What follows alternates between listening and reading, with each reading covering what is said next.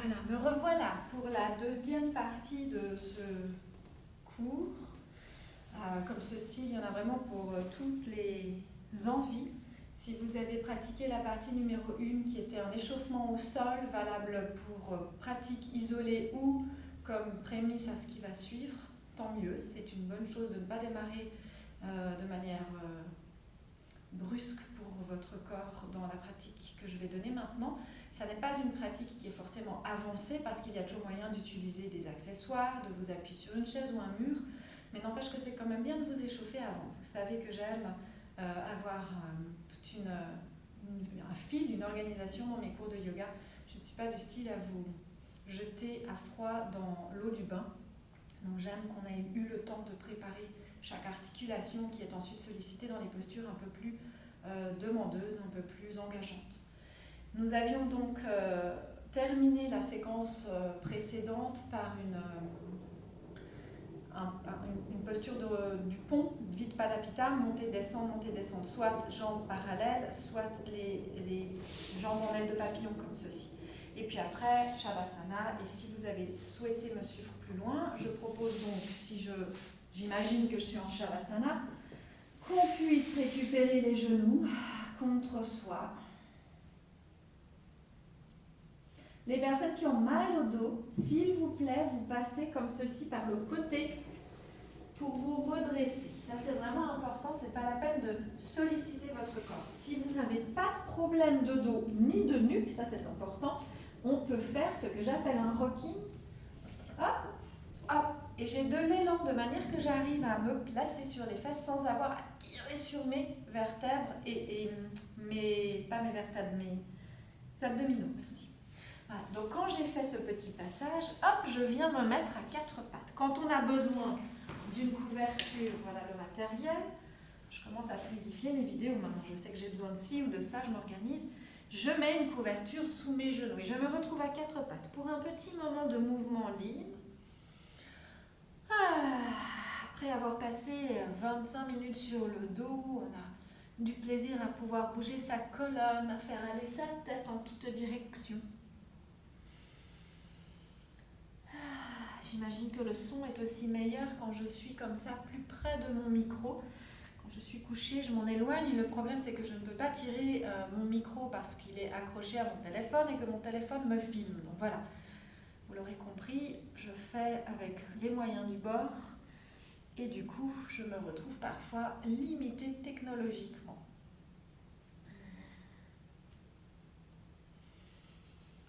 Ok. Une fois que je sens que j'ai bougé toutes les zones de mon dos, de mes épaules, je vais pouvoir m'installer à quatre pattes. Les personnes qui ont mal au poignet, on peut travailler sur les poings fermés. Vous sortez les pouces en dehors du poing et vous restez comme ceci. Si ça, c'est vraiment pas possible, on peut aussi par un instant venir placer les coudes sur le sol. Ça soulage les poignets. Donc à choix, en fonction de votre état, on va dire de l'état de santé de vos bras et de vos poignets. Après, vous méfiez, je ne veux pas vous voir avec les coudes ouverts comme ça. Je ne veux non plus pas vous voir avec la saillie des coudes qui est complètement en avant. Je veux vous voir avec quelque chose de tonique au niveau des bras. C'est-à-dire qu'on voudrait que la saillie des coudes regarde l'une et l'autre. Elles se font face. Ça demande un petit peu de renforcement en haut des bras. Vos mains sont toutes étalées au sol. On imagine maintenant que nos deux bras sont comme des piliers très solides qui tiennent depuis des siècles et des siècles.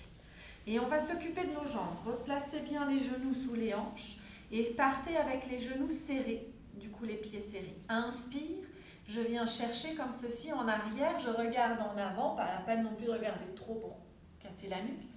Expire. Je me retrouve à tirer le genou vers ma poitrine et je ramène mon nez vers mon genou. Inspire. Expire. Et encore. Inspire. Expire.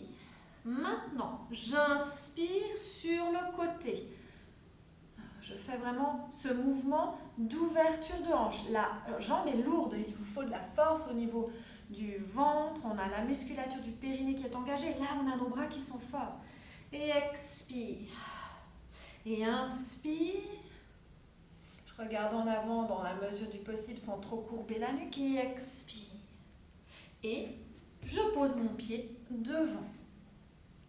Donc je place mon genou au-dessus de ma cheville droite.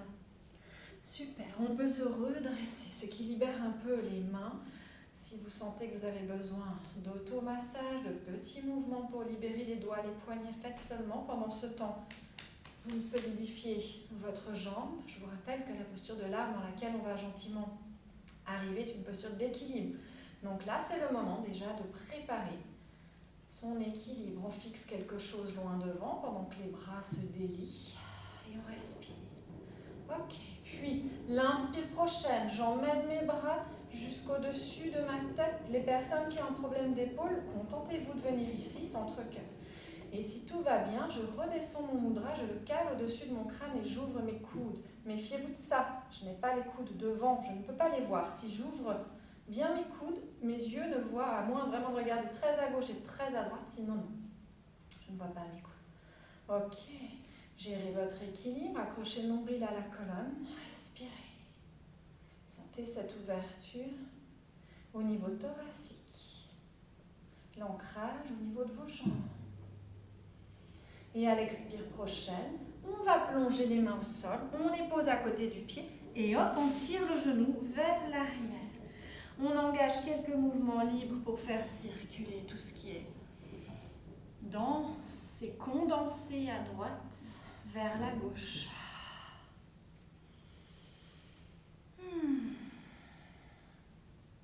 Ok, puis on s'immobilise. Nos genoux serrés, on reprend conscience de la manière dont on travaille avec nos bras. Puis l'inspire, je laisse ma jambe gauche s'envoler vers l'arrière, mon dos se cambre légèrement, ainsi que ma nuque, mais sans exagération. Expirez, poussez dans les mains, sentez la force du haut du corps. Inspirez, la jambe va chercher en hauteur. Expirez. C'est important de venir chercher la force dans le ventre pour ramener la jambe vers vous. Inspirez, c'est la troisième fois. Expirez. Je veux presque toucher. Et là, on va 3 fois sur le côté. Méfiez-vous de ne pas tomber avec votre fessier sur le côté. Vous avez de la force dans la hanche de soutien. Expirez. Poussez dans les mains. Inspirez, ouvrez. Sentez le dos qui cherche l'ouverture. Expirez. Inspirez, c'est la dernière fois. Vous me remontez ce genou, détendez le pied ici à gauche. Expirez. J'arrive au bout de l'expire, je n'ai plus qu'à poser mon pied gauche devant. Ok, et puis là, je me redresse, contente de soulager mes poignets, de bouger mes doigts. Je cale bien. Après, ça dépend aussi de votre souplesse, hein. Si vous regardez chez moi qui fait beaucoup de yoga, c'est clair que c'est facile pour moi d'avoir la cuisse ici étirée. Du coup, je dois avancer mon pied gauche. Parce que si j'ai mon pied gauche trop près et que je fais ça, j'ai mon genou qui va plus loin que l'axe de mon pied, de ma cheville. Et c'est pas bon pour le genou. Donc, il vaut mieux, si vous avez de la souplesse, à avancer le pied gauche. Et laisser fondre ici la cuisse. C'est pas plus mal, on travaille aussi cette musculature. Ok. Sentez que ce pied avant, c'est aussi important du coup d'avoir le genou au-dessus de la cheville, c'est un pilier. J'inspire, je peux sentir la présence du pilier, son aide. Je ramène mes mains sur le sommet du crâne, mes coudes bien ouverts. C'est important d'accrocher le nombril à la colonne, d'engager le périnée. Il y a des zones qui sont très engagées, comme le pied, la jambe gauche. Derrière, à droite, ça n'est pas très engagé, c'est très étiré. Et on cherche à laisser fondre. C'est engagé au niveau du tronc. Le bas du tronc est engagé. On cherche à ouvrir et à laisser fondre le haut du tronc. Allez chercher Ujjayi dans votre gorge. Posture respiration qui calme, qui rassemble. Ok, puis on inspire, on va sortir. On ramène les mains sur le sol. On a vraiment nos mains qui nous permettent de pousser. J'ai les fesses qui reculent et doucement, j'ai mon pied qui vient derrière avec mon genou. Cette fois, ne bougez rien. Restez immobile. Un petit temps d'accueil, d'infusion. Tenez la tête, on a les bras forts. On pense toujours à la manière dont on positionne nos bras. Est-ce que j'ai mes coudes qui regardent en avant ou est-ce que la saillie de mes coudes peuvent enfin se faire face? C'est ça l'idée, c'est que la saillie se fasse un petit coucou de gauche à droite, de droite à gauche. Et on va bouger. Inspire, on creuse. Expire, on arrondit. Encore une inspire, on creuse. Une expire, on arrondit. Ça nous permet de faire circuler ce qui est très condensé d'un côté peut passer de l'autre. Quand c'est très condensé en bas, ça peut monter, ou quand c'est tout en haut, ça peut descendre. Ok. Puis avec l'expire qui vient, on ne va pas plus loin dans le mouvement. Par contre, on ramène les fesses sur les talons. Alors, pour les personnes qui souffrent des genoux, vous allez faire un petit saut quantique pour ne pas vous mettre à mal. Laissez tomber ça. On va se mettre debout. Alors, je montre évidemment pour les personnes qui peuvent me suivre. Je viens retrousser mes orteils et me mettre en appui sur l'avant de mes pieds pour travailler un premier équilibre. Quand on a mal au genou, vaut mieux vous mettre debout et vous montez sur les orteils pour travailler un équilibre debout. Là, je tire mes petits doigts de pied qui coincent toujours un peu quand je prends ça. Et on va pouvoir se mettre debout. L'idée étant de prendre déjà le temps de gérer son équilibre. Le fait de ramener les mains jointes centre-cœur, ça peut faciliter. Et je vais monter, me mettre debout sur les orteils, rejoindre les personnes qui n'auraient pas pu passer par cette étape. Doucement, à la force et à la puissance musculaire de mes jambes et de mes cuisses. Oh, voilà, j'ai les yeux fixes sur un point à 3 mètres devant moi. Et me voilà sur le bout de mes pieds. En appuyant bien les métatarses, je choisis des appuis répartis internes des métatarses et externes. Et je trouve une respiration recentrée.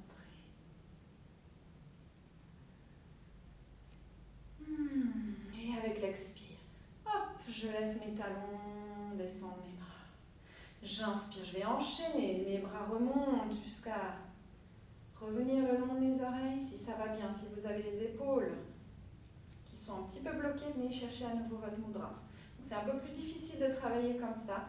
Expire, je coordonne le retour de mes bras et de mes talons. Encore. Les yeux fixes sur un point, la respiration calme en Ujjayi.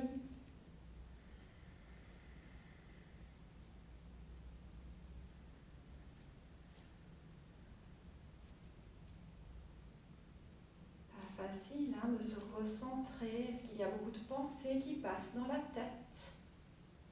En ce qui me concerne, je suis quand même un peu sous pression. Tout le monde va me voir.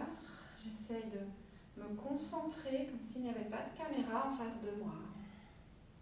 Ok. Quand je l'ai fait, allez, disons 4, 5 fois, je m'arrête. C'est chaud dans mes pieds. Ah, c'est chaud dans mes mollets. Ça vibre. C'est plein de vie dans mes jambes. C'est la sève du printemps qui remonte dans le tronc de l'arbre jusqu'au bout de chaque branche pour que puissent se développer, se déployer les feuilles, les fleurs.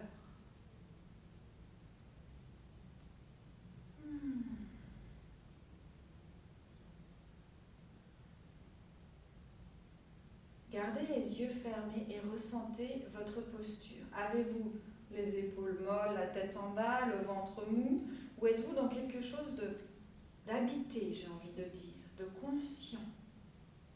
C'est une conscience qui ne fatigue pas. Ça n'est pas de la survolonté, je ne suis pas comme ça dans un mouvement rigidifié et exagéré. Je suis dans l'engagement,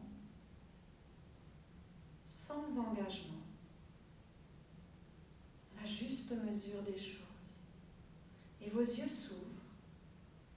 De nouveau, les yeux aussi ont leur rôle à jouer. Je ne suis pas figée avec mon regard sur ce point que j'ai choisi de regarder.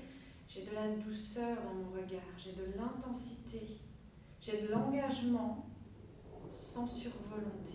Parce que maintenant, c'est nécessaire d'avoir ce mariage entre stira, l'engagement, la fermeté, et sukha, le lâcher prise. Je vais inspirer, prendre appui sur le pied gauche, remonter les deux bras, le genou droit. Expirer, joindre les mains, venez caler le pied. Alors, si on est facilement musclé ici de la cuisse, on peut peut-être mettre le pied juste, on va dire, à la hauteur du genou, mais on n'écrase pas. C'est vraiment à peine une pression, sinon mollet.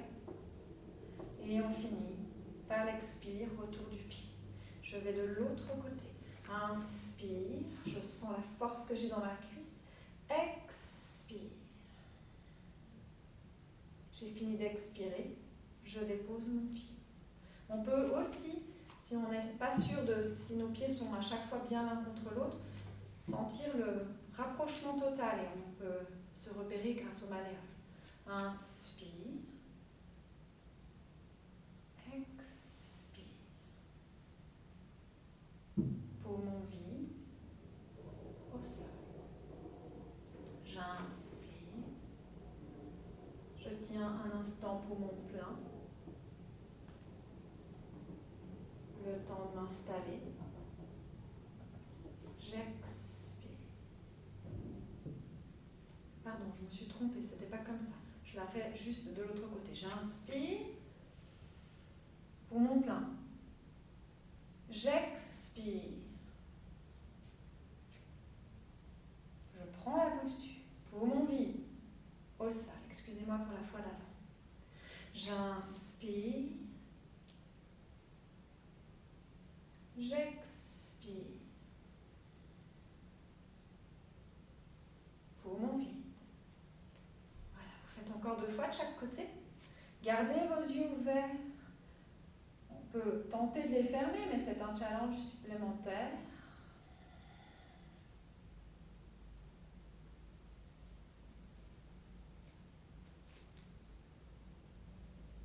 Je me suis perdue, j'avais besoin de prendre une respiration supplémentaire. Pardon. Hop.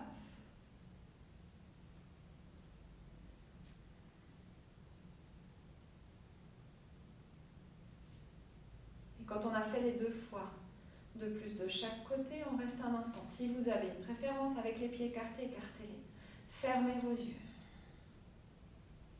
Je ne l'ai pas proposé, mais on peut tout à fait imaginer mettre une chaise devant soi et accrocher le dossier de la chaise avec les mains quand on manque d'équilibre.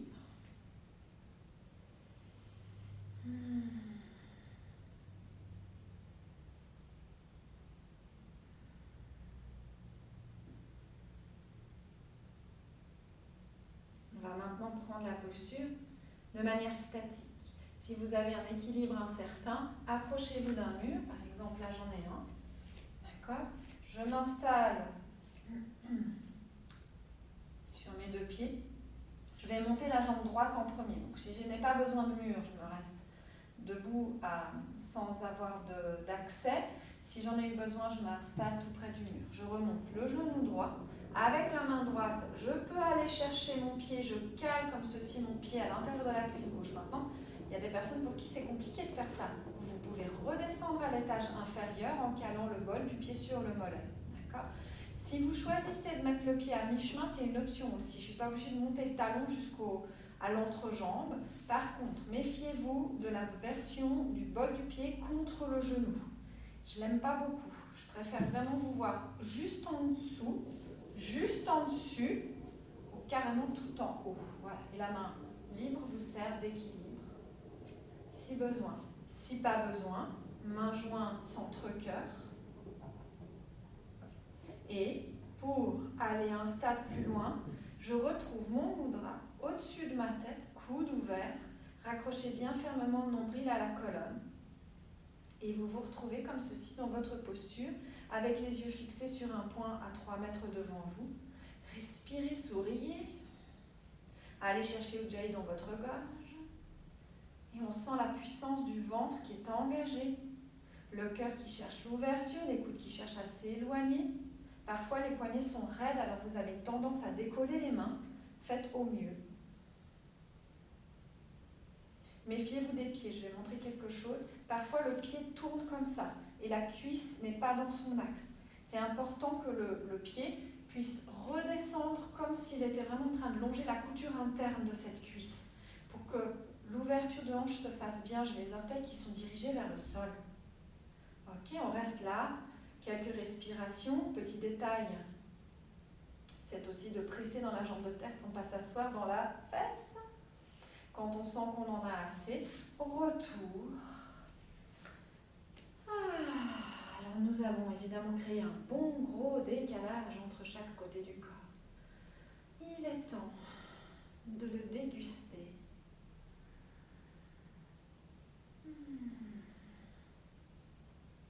Sans aucun mouvement superflu. Restez tranquille.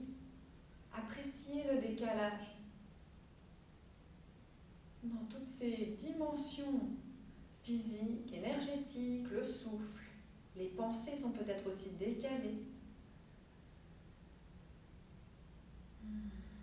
Amusez-vous, le yoga est un terrain de jeu.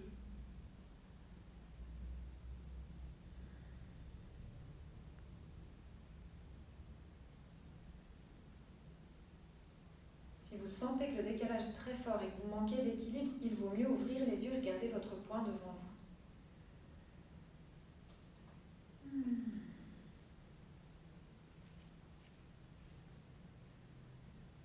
Après quelques respirations dans l'immobilité, on prend une inspire et on s'étire entre terre et ciel. On va observer comment notre corps, dans toute sa longueur, est relié à ces deux opposés qui ne le sont en fait pas. La terre est au ciel et le ciel est à la terre. Il nous manque le deuxième côté. On repart, je m'approche du micro, sur nos deux pattes. Si vous avez besoin de vous mettre tout près du mur pour vous appuyer avec la main, vous faites. Si vous avez besoin d'une chaise devant vous, vous la mettez.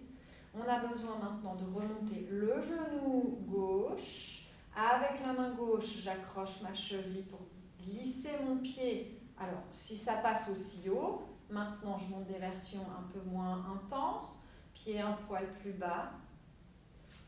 Carrément le mollet. Je ne l'ai pas montré tout à l'heure. On pourrait aussi, si vous manquez d'équilibre et que vous voulez travailler votre stabilité sans vous accrocher à un mur ou à une chaise, travaillez avec le pied comme ceci. J'ai vraiment mon bol du pied qui épouse la malléole et mes orteils sont allongés au sol. Je vais essayer de vous le montrer de manière plus précise. Voyez ? Voilà. Donc de vous mettre comme ça stabilise complètement l'équilibre. Donc ça vous donne pas mal d'options pour votre posture. Faites quelque chose si possible de symétrique vis-à-vis de ce que vous avez fait de l'autre côté. La jambe de terre, c'est un pilier. On a travaillé un renforcement des jambes. Quand tout va bien, que vous n'avez pas besoin de mur, on peut joindre les mains centre-cœur. Première étape. Si tout va vraiment très très bien, on peut mettre les mains au-dessus de la tête. Je vois que vous ne voyez pas ma tête, je suis trop près de la caméra. Ok. Tac. Et là, comme tout à l'heure, on tient le même nombre de respirations. Coude ouvert.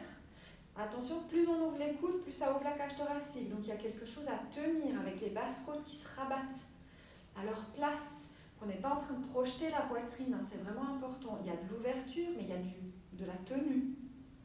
En même temps, cherchez Sthira Sukha, c'est une posture extrêmement exigeante. Puis accueillez, si vous tombez, tant pis. Recommencez. Sans vous énerver, bien sûr. C'est un jeu. Gardez votre bonne humeur.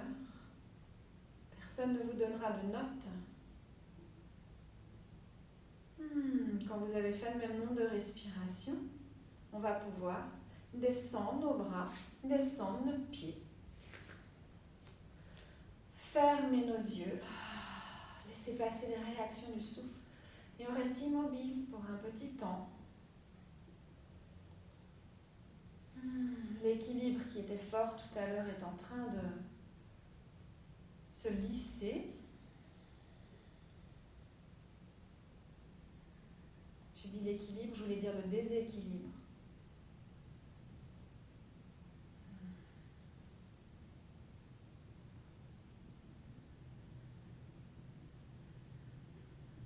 accueillez chaque sensation, qu'elle soit d'ordre corporel, physiologique, énergétique, mental, respiratoire, émotionnel même.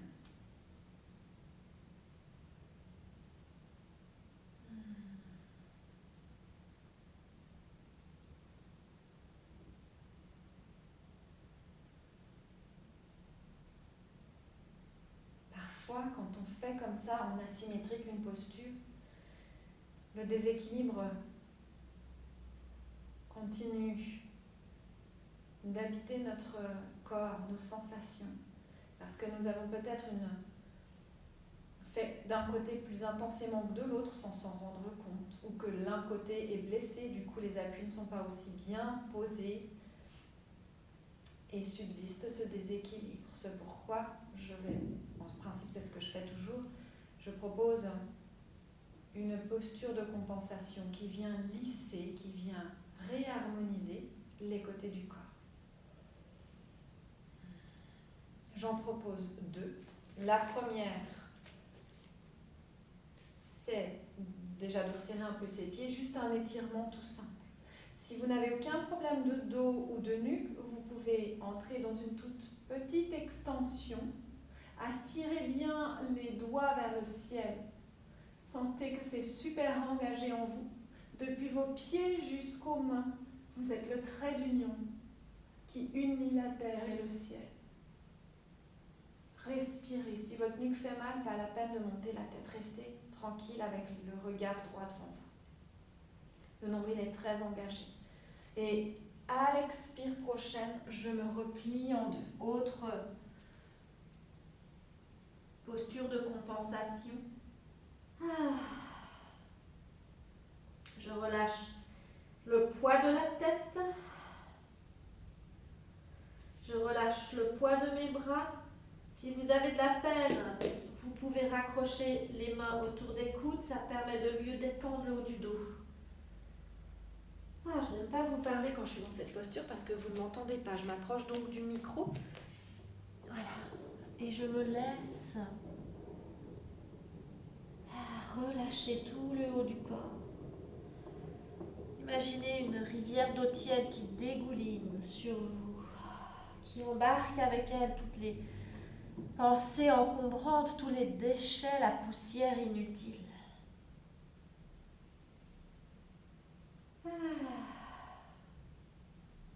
Libérez la nuque par des mouvements libres. Quand viendra le moment, vous pourrez vous allonger sur le dos. Passez d'abord en accroupi. Attention les genoux qui sont sensibles. Et puis après, fesses au sol. Et finalement, une posture allongée. Quand on a envie de caler quelque chose, alors j'ai pas de bon coussin, mais on peut placer un gros support sous les genoux, une couverture, vous roulez chez vous, vous prenez des couvertures, vous les enroulez les unes dans les autres. Et on file vers Shavasana. Si besoin, on se couvre.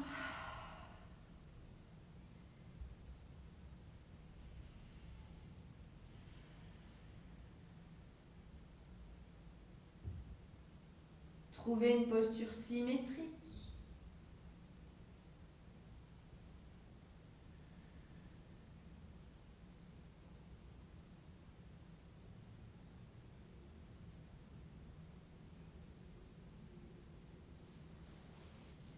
Restez couché si vous souhaitez avoir une plus longue relaxation. Pour éviter que la vidéo soit trop lourde, je vais vous laisser ici. Mais restez tranquille si vous avez besoin de récupérer. Profitez un instant Shavasana. Enfoncez-vous dans le sol comme si c'était du sable. Profitez des rayons doux du soleil qui vous réchauffent. Visualisez la nature en pleine expansion. Les petits oiseaux qui s'agitent dans les arbres, les fleurs qui sortent.